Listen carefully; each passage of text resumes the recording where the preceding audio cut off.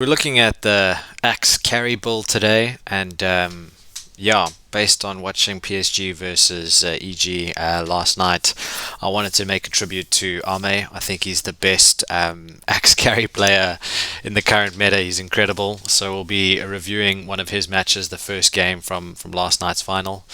But yeah, this is a tutorial on how to use and play Axe in a carry position. So first of all, let's just look at some of the Axe skills. The Q is the Berserker's Call. It's a taunt, it's great for disable, it's great for initiate, it ups your armor for a certain period and forces people to attack you. Also goes through BKB, right? So if you've got a carry trying to BKB TP out, you can use the call to disrupt that. Battle Hunger is a target magical ability, slows the person. They obviously have to kill a creep or a hero or something to be able to dispel it. So the Battle Hunger can be dispelled by Legion, by Legion's W, or by Abaddon. But it's good for harass, it's good for slowing the enemy down. And then you've got your passive Counter Helix, which is pure damage. That's when he does the spin and he does an enormous amount of damage, and this is why Ame played him so well. He got the Manta style, which then increased his chances of Counter Helixing with the Ag Shard. So that's the carry build, and this is the key damage dealing part of what Axe will bring to the table. And then his ulti is Culling Blade. Anything under 250 to 300 health will be instantly killed. It goes through Dazzle's shallow grave, which is great. So it's an awesome killing hero. And then obviously when you kill someone with Culling Blade, your whole team gets movement speed, a bonus movement speed. In terms of the talent tree, when you're at level 10, I usually go for the 9 strength. I think that's just gives you tankiness, but the mana regen's also not bad, depending on maybe if you're being a bit more harassy with your W. Movement speed or 300 health, I would go movement speed. But yeah, 300 health is also good. Depends how you want to, do you want to tank up or do you want to play more of a carry build? 20 health regen, obviously that's powerful, or 150 Culling Blade. When you get to 25, I always go for the AoE. It just gives you a lot more chance to hit multiple heroes in a call. But the Battle Hunger is also good. If we look at the Aghanim's and Ag Shard, the Aghanim's, or let's start with the Ag Shard, makes the Counter Helix proc, not when you're being attacked, but also when you're attacking. So usually this procs when enough people attack you and you've got a percentage chance of reacting. With the Ag Shard, when you're attacking, you also have a chance to proc that ability, which makes it awesome. And then the Aghanim Scepter, whenever you get a call on, it also applies your W or your Battle Hunger to all the heroes in that area. So yeah, he's great at initiating, he's melee, he's durable, he's a disabler, he can jungle really well. And in this game that we're going to look at now is Ame playing him as a position 1. So let's jump in and see how this guy absolutely dominated. Okay, so the key timing that you want to be working on with Axe, and I think what Ame did so well, is to get ancient stacks within 10 minutes, which I know sounds quite ambitious, but as we'll see with Ame, it is definitely possible. So we're just going to watch his first sort of 10 minutes, see how he pulls creep waves, what items he goes for, what his skill build is, and how he essentially gets to within 10 minutes taking an ancient stack of 3 stacks, which just accelerates your farm. And then talk about how you can transition him into a late game carry. Remember, the key thing about Axe is his pure damage, his Counter Helix. And if you want to go the carry build, you need to get that Ag Shard, so that when you're attacking, you're also proccing your Counter Helix. That, coupled with a nice Manta style, gives you, again, an enhanced ability to get your pure damage off. And then a Blink Dagger for initiate. That's a very common play as well.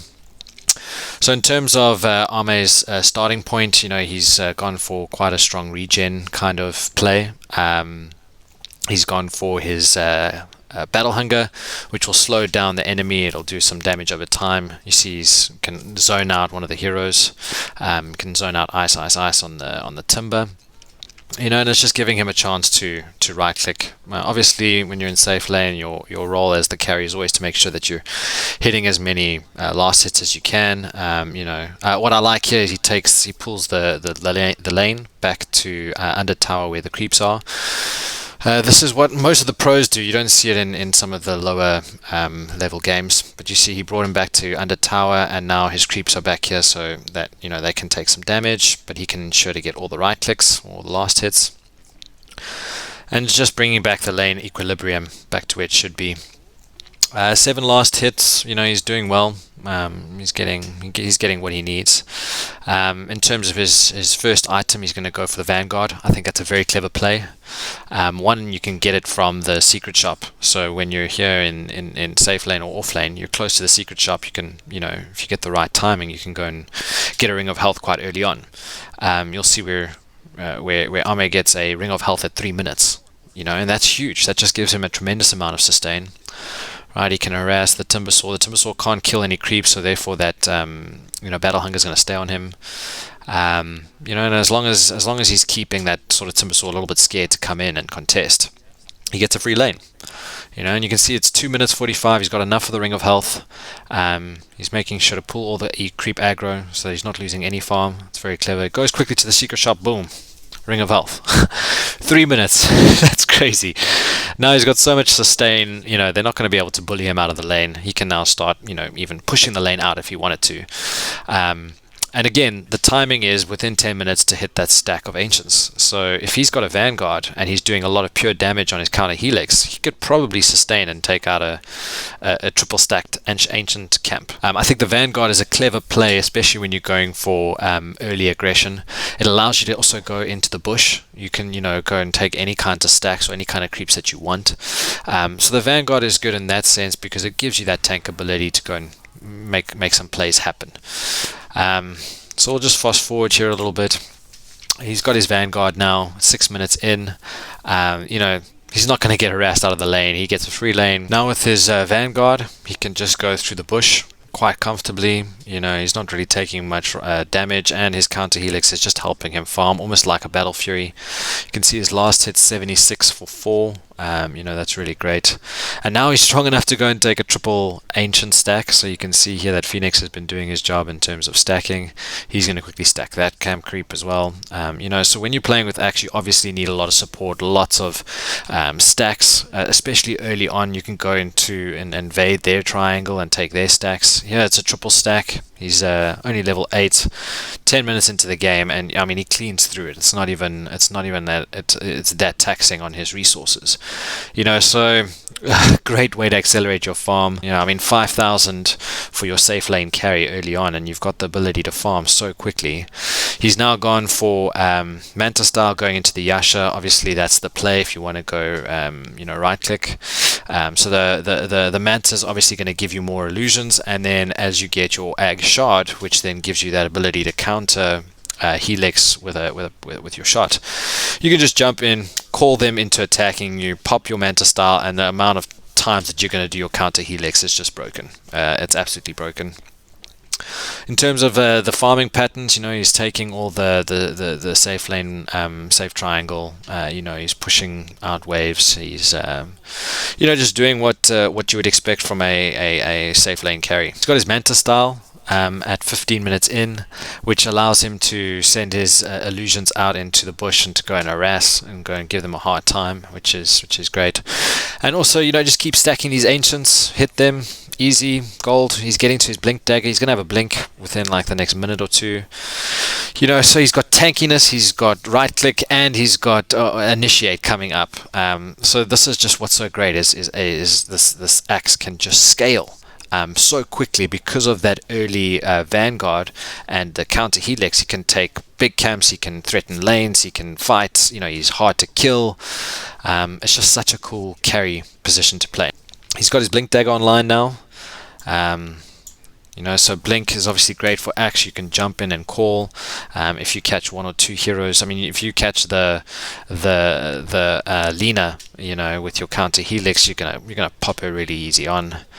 And there he's able to use the call. The call under 300 health, instant kill. Plus, then everybody gets movement speed. So I usually try and steal the kill with the Culling Blade because it gives everybody a movement speed advantage, which then allows you to fight on.